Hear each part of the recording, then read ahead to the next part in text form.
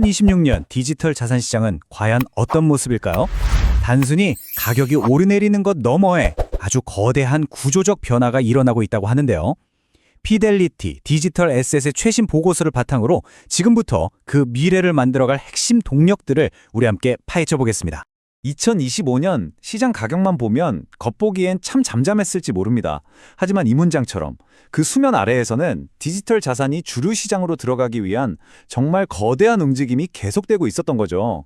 뭐랄까, 폭풍전의 고요함. 딱 그런 느낌이었어요. 아주 좋은 질문이죠. 구조적 진전이라는 말 좀 거창하게 들리잖아요. 이게 구체적으로 뭘 의미하는 걸까요? 이번 분석에서는 바로 이 질문에 대한 답을 찾아보려고 합니다.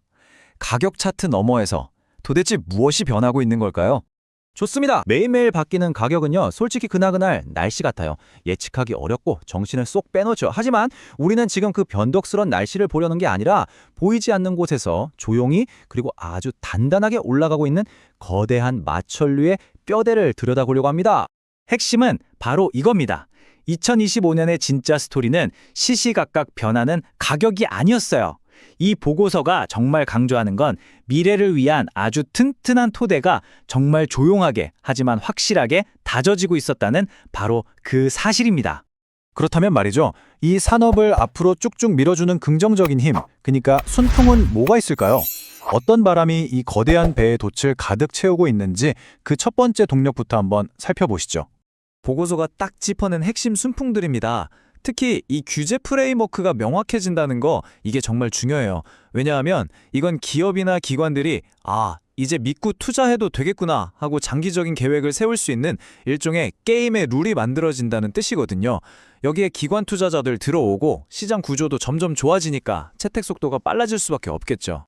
여기서 진짜 주목해야 할 건 바로 연기금 같은 곳들입니다. 여러분, 연기금은 우리 국민들의 노후 자금을 다루는 세상에서 제일 보수적인 투자자 중 하나잖아요. 그런 곳에서 이 시장에 돈을 넣기 시작했다는 건 이건 정말 엄청난 신호입니다. 디지털 자산이 더 이상 단순 투기 대상이 아니라 어엿한 제도권 자산으로 인정받고 있다는 강력한 증거죠. 보시는 것처럼 흐름이 아주 명확하죠. 거대 기관들의 투자가 과거에는 그냥 한번 맛이나 볼까? 하는 수준이었다면 지금은 꽤 의미 있는 규모로 커지고 있고요. 미래에는 이들의 포트폴리오에서 정말 중요한 한 축을 담당하게 될 거라는 걸 보여주고 있습니다. 요즘 토큰화라는 말 정말 많이 듣게 되죠. 이게 뭐냐면 아주 쉽게 말해서요, 부동산이나 비싼 미술품 같은 실제 자산을 잘게 쪼개서 디지털 증표로 만드는 거예요.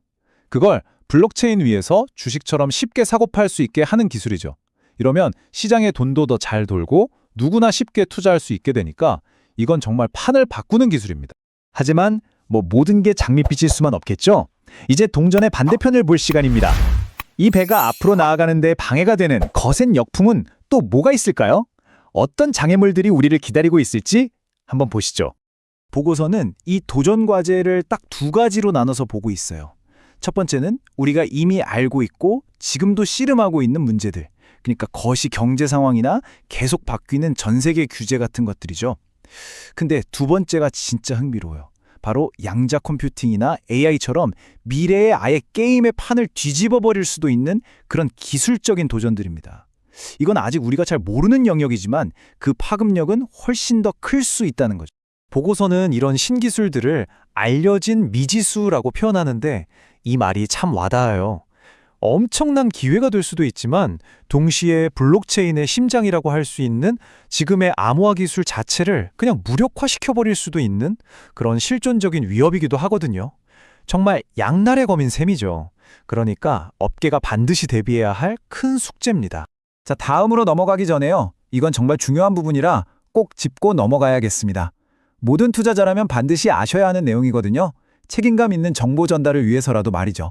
이건 보고서 원문에 그대로 명시된 내용입니다.